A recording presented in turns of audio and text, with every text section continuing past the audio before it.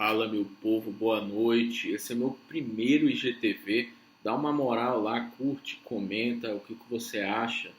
Vou falar algumas coisas pesadas aqui, decorrentes da minha experiência profissional, pessoal, dos meus estudos, mas não tenho medo de falar, porque respeito quem pensa diferente e por isso eu gosto de falar tudo o que penso. E se você pensa diferente de mim, me chame para o debate sobre os assuntos que eu escrevo, que eu pesquiso, que eu me posiciono, que eu vou com toda boa vontade. Quem pensa diferente de mim não é meu inimigo. Eu estou aberto, né, ao debate. Quem quiser debater qualquer assunto pode me chamar e eu vou de peito aberto, coração na boca e até sangrando, como diz lá o poeta. Você acha que chamando os eleitores de Bolsonaro e o próprio Bolsonaro de nazista, de fascista, de genocida, as pessoas que votaram nele vão te ouvir? Do mesmo jeito, as pessoas que têm uma pauta mais progressiva à esquerda, você que é mais à direita e chama essas pessoas de comunistas, esquerdistas, para ir para Cuba, vocês acham que essas pessoas também vão ouvi-los? E daí a minha crítica, porque eu estou vendo muita gente só chamando o Bolsonaro e os eleitores do Bolsonaro de nazista, de fascista, todos os dias. E nesse Brasilzão, que tem uma igreja a cada esquina, que as pessoas são assaltadas todos os dias e muita gente passa fome, nesse Brasilzão, que muitas pessoas não têm sequer tempo de pensar, viver a experiência do bem do conhecimento, da experiência estética, elas só chegam em casa para dormir e voltar para o trabalho. Vocês acham que elas vão ouvir vocês chamando quem ela votou de nazista e quem vota nele de fascista? Vocês acham que elas vão ouvir a teoria crítica do direito penal? A análise antropológica e sociológica do descolonialismo? A teoria crítica dos direitos humanos como direitos burgueses? Não vão. E a gente vai se fechar num clero, numa bolha, e o nosso discurso não vai surtir efeito. Porque duas pessoas gritando e ofendendo umas às outras, elas se tornam impenetráveis, intransponíveis para assimilar o que o outro está dizendo. Então, diante disso, eu já fui assim. Então, vou falar mesmo o que der na minha cabeça aqui. Eu, quando o Bolsonaro foi candidato, esbravejei em palavras de baixo calão contra ele e contra quem votava nele. E depois, ao longo desses anos, a gente já tem aí mais de um ano, eu fui conhecendo as pessoas, eu fui conversando com as pessoas. E mesmo hoje, discordando totalmente, ou quase totalmente, da pauta do Bolsonaro e do que essas pessoas concordam, eu comecei a refletir que são pessoas maravilhosas. Eu conheço conservadores maravilhosos, liberais clássicos maravilhosos, intelectuais católicos, cristãos maravilhosos, e que jamais a gente vai conseguir expor as nossas ideias aos eleitores do Bolsonaro se a gente ficar com essa truculência. E aí eu vou contar duas experiências que eu já vivi. Então já falei que eu já esbravejei, que eu já fui truculento, e agora eu vou dizer duas experiências positivas que eu vivi tendo uma outra postura. Uma foi uma palestra que eu fui chamado a dar, numa época que estava essa polarização já toda, sobre direitos humanos. Basicamente, o problema de pesquisa era um problema de pesquisa bem acessível ao público. Um problema de pesquisa que visava mostrar que direitos humanos não é direito para bandido, que é errado falar isso, ou mesmo que seja errado criticar os direitos humanos por isso. E aí tinham lá 50, 80 pessoas no auditório, muitas pessoas, meus alunos, que falaram: professor, não concordo com os direitos humanos, para mim é para bandido, mas eu vou assistir. E no final da palestra, grande parte ali da plateia mudou a sua posição, e até hoje me encontro na rua e dizem: olha, eu lembro daquela palestra e mudei minha percepção. Se eu chegasse lá dizendo que quem fala que direitos humanos é direito para bandido é nazista, é fascista, eles iam dizer: esse cara é um idiota, né? É uma pessoa violenta. Hoje eu tenho essa percepção. Outra experiência foi, todo mundo sabe que eu sou ateu, né?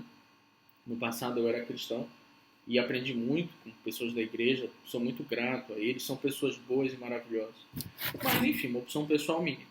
E aí eu participei de um congresso debatendo não só a existência ou não de Deus, do ponto de vista filosófico, antropológico, evolucionista, mas também debatendo eventuais nocividades que a percepção religiosa poderia ter no direito e na política. E também foi muito legal, porque eu recebi perguntas, a gente pôde dialogar, eu pude ver os argumentos contrários, pude aprofundar depois dos meus estudos nesses argumentos contrários para manter minha posição ou mudar. E também duas pessoas que estavam lá nesse dia falaram que eu agora sou agnóstico, né? Eu pude ver o outro lado, porque só via os argumentos cristãos. Então, gente, o debate público é isso. A democracia se constrói na dialética, a democracia se constrói, uma democracia sólida, se constrói no contraponto, na divergência de ideias.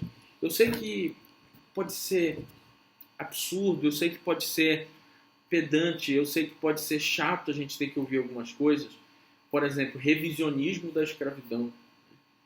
Revisionismo sobre se tem desigualdade de gênero ou desigualdade racial no Brasil. Revisionismo se há desmatamento no Brasil. Revisionismo se a terra é plana ou não.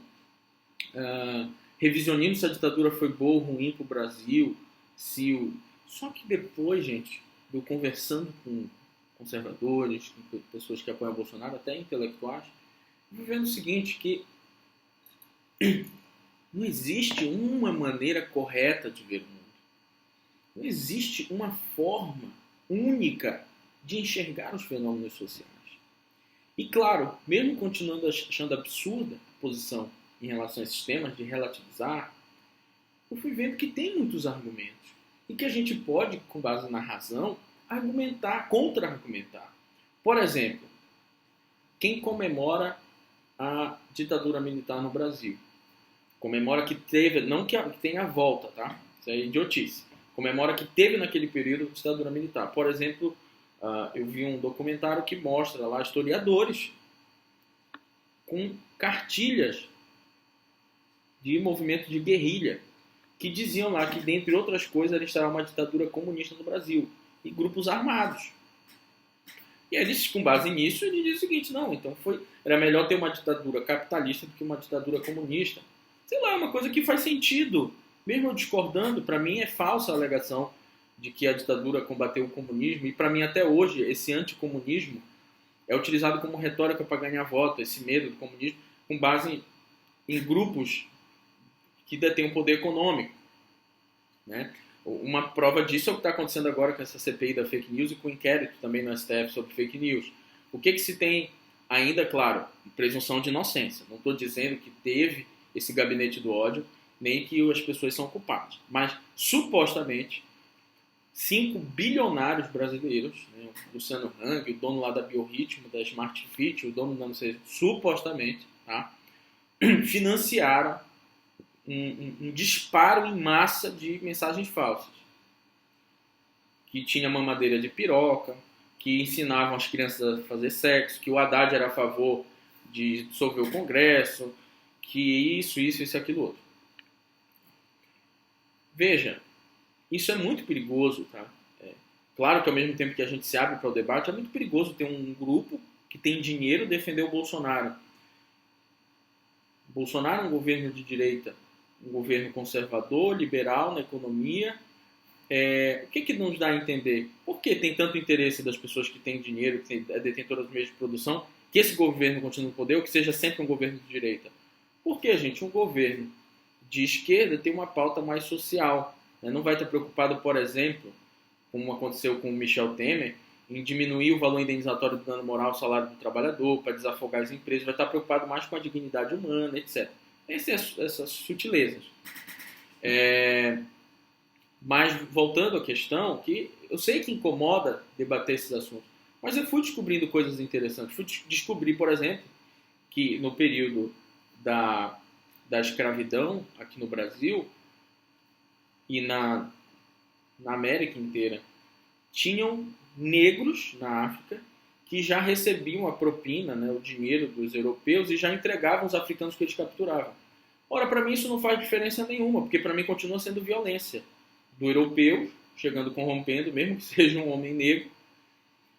E para mim também não faz diferença em questão de políticas afirmativas, porque não interessa o que aconteceu na África, se os negros também capturavam os próprios negros, tinham lá o chefe, porque teve uma injustiça histórica de desigualdade. Então a gente precisa corrigir essas injustiças históricas. E aí um dia desses, um outro intelectual veio discutir comigo sobre a questão racial no Brasil. Eu disse, não é mais assim. E ele disse que o IBGE se equivoca quando fala, por exemplo, da população carcerária, que seja de maioria negra. O IBGE coloca os pardos como negros. E que papapá. E eu fui ouvindo. É interessante ouvir. Tá? Mesmo que seja para manter minha posição.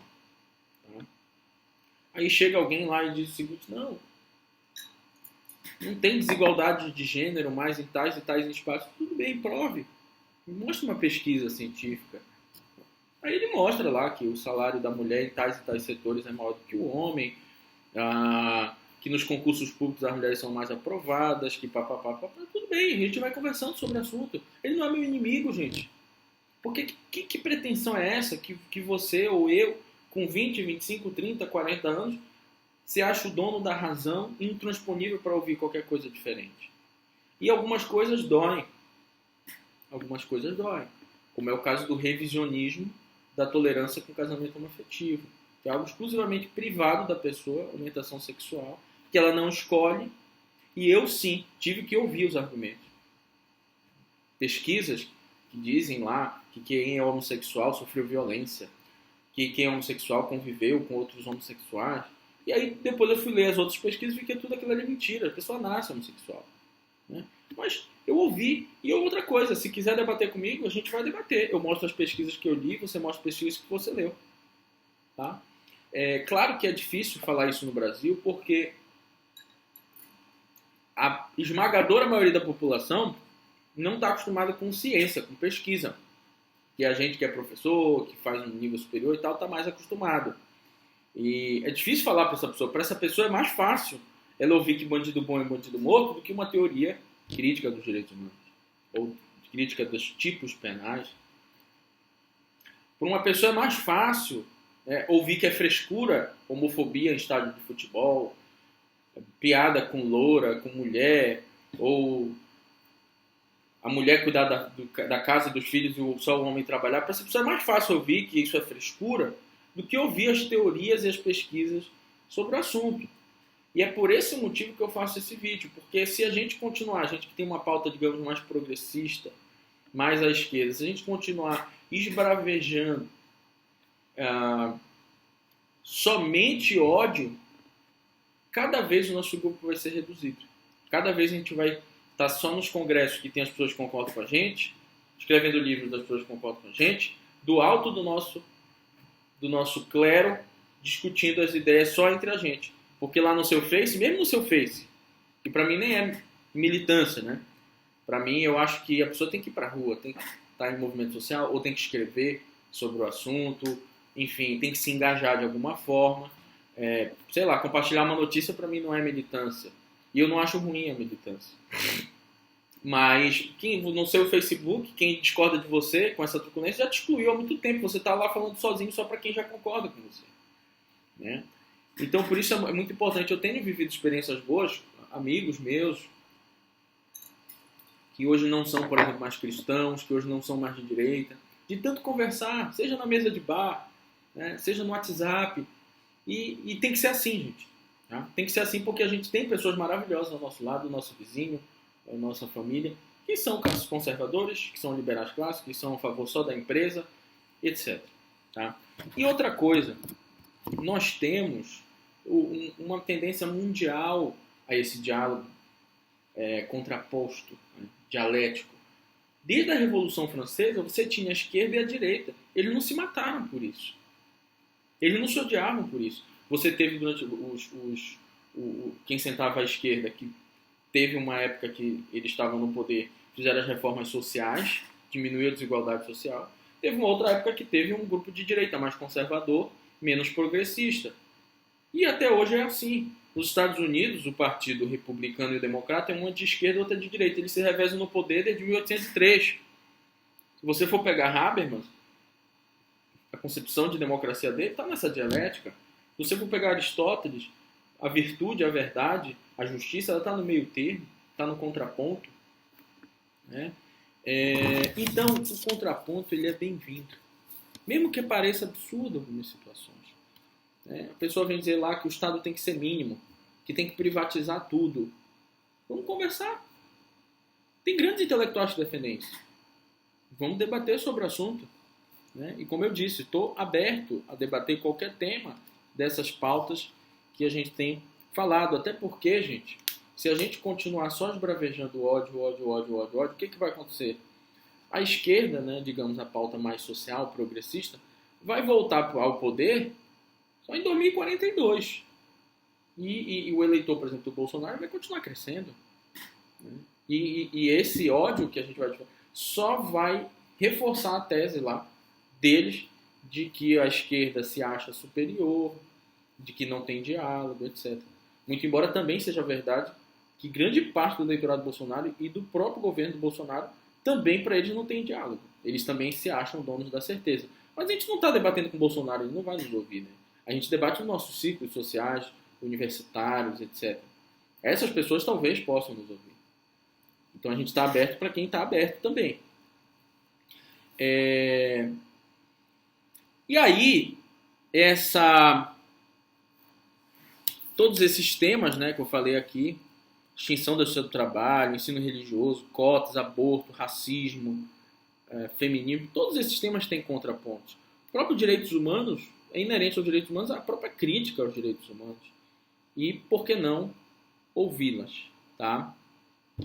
Claro que o Bolsonaro, de um lado, parece não saber de nada, e realmente ele tem um conhecimento superficial das coisas, mas quando ele fala de Deus, anticomunismo, anticorrupção, tradição, valores, conservadorismo, proteger as empresas para gerar emprego e renda e a todo mundo melhorar, ele está se valendo de retóricas, ele não está sendo científico ali.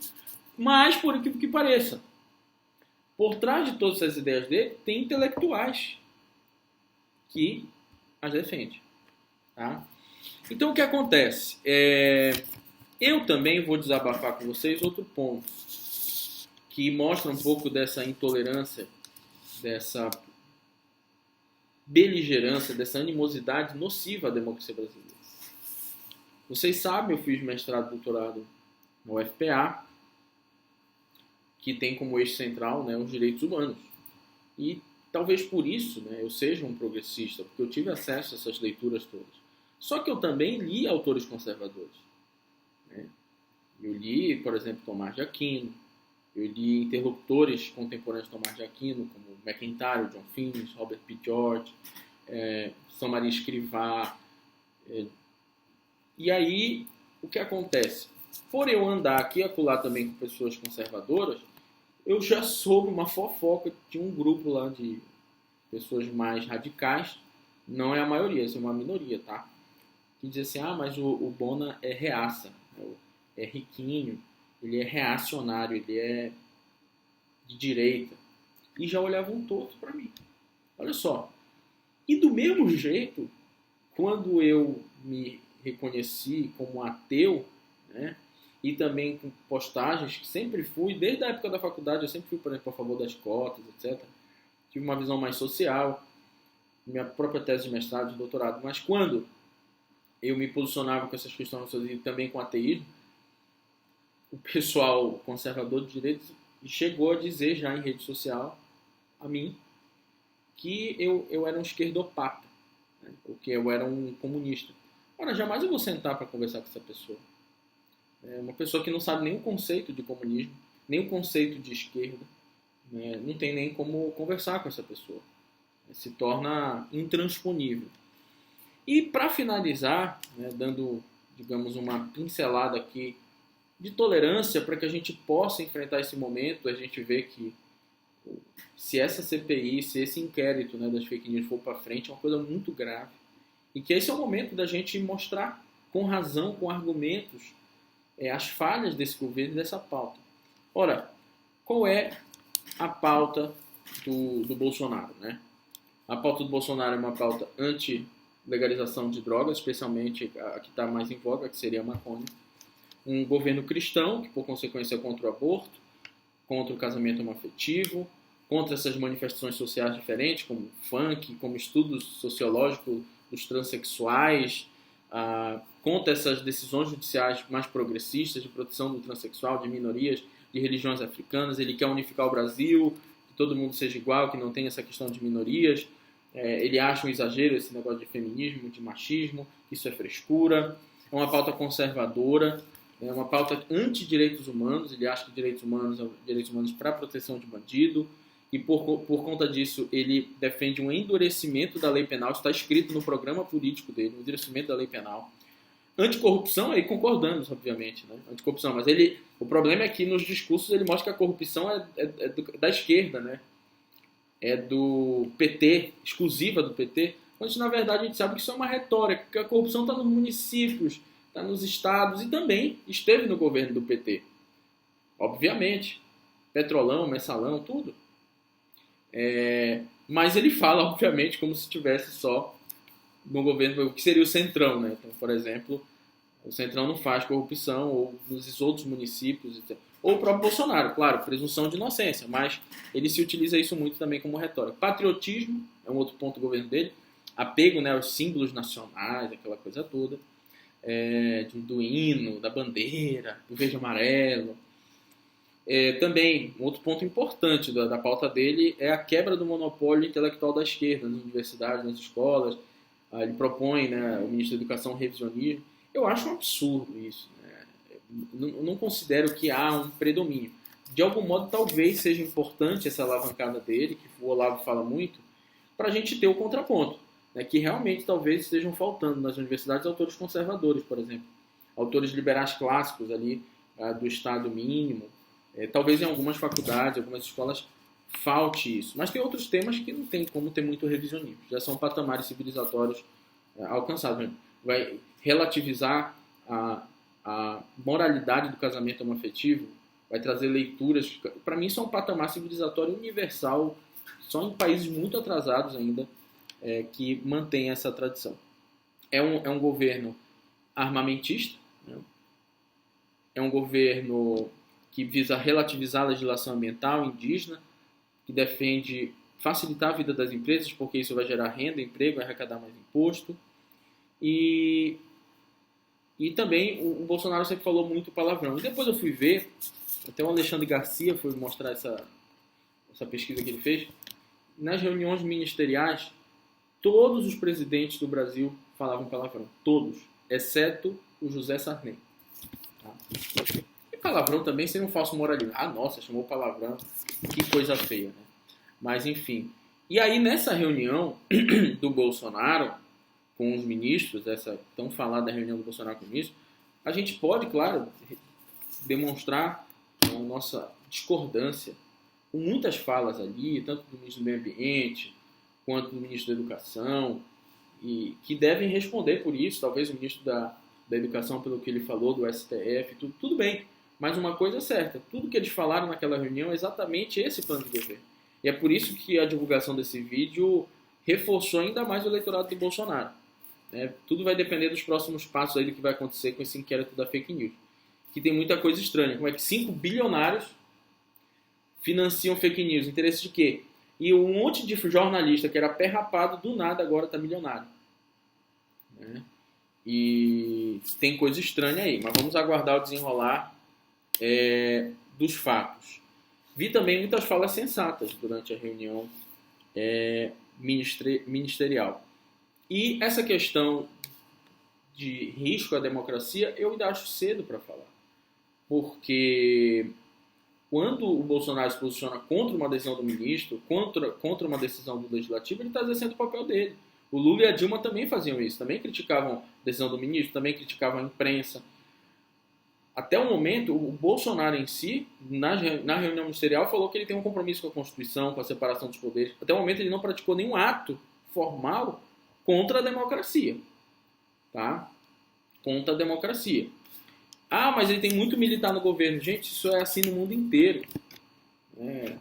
Ministros que são militares. O próprio presidente dos Estados Unidos, etc. O próprio presidente da OAB deu uma entrevista ontem dizendo que ele mudou muito a percepção dele, e ele parece que o pai dele foi torturado na ditadura, que ele mudou muito a percepção dos militares atuais no Brasil, que ele conversou com muitos e que eles têm um outro nível intelectual, tem um outro nível de humanidade, etc.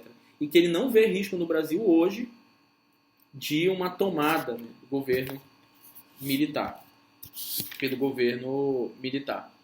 Tá? Então, basicamente, é isso. Né? O discurso do Bolsonaro tocou no coração do brasileiro, na minha opinião, porque a esquerda também disparava muito ódio, e o Bolsonaro falava fácil, falava simples. Né?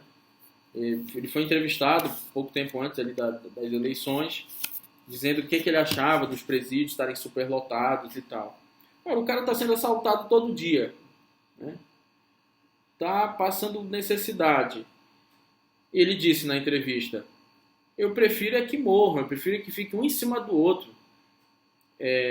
Não quer ir para lá, é só não estuprar, é só não matar, etc. O brasileiro, gente, comum, ele vai achar que esse cara é um mito mesmo. Claro que se você for ter uma leitura mais aprofundada sobre o tema, mas as pessoas em geral não têm tempo para isso. Então, por isso, gente, menos truculência, menos acusação de fascismo, de nazismo, etc. Eu mesmo já tentei fazer isso. Eu fiz um estudo comparativo sobre a propaganda política do nazismo e a propaganda política do Bolsonaro. É idêntica. É idêntica. Tá? Inclusive está lá no meu Facebook, uma publicação passada. Eu fiz também uma comparação das diversas formas de fascismo e como esse governo também tem uma pauta, ou tem um comportamento fascista. Mas eu acho que o caminho não é mais esse. Então, com isso, eu encerro. Obrigado. Comentem aí, falem o que vocês quiserem. Um grande abraço.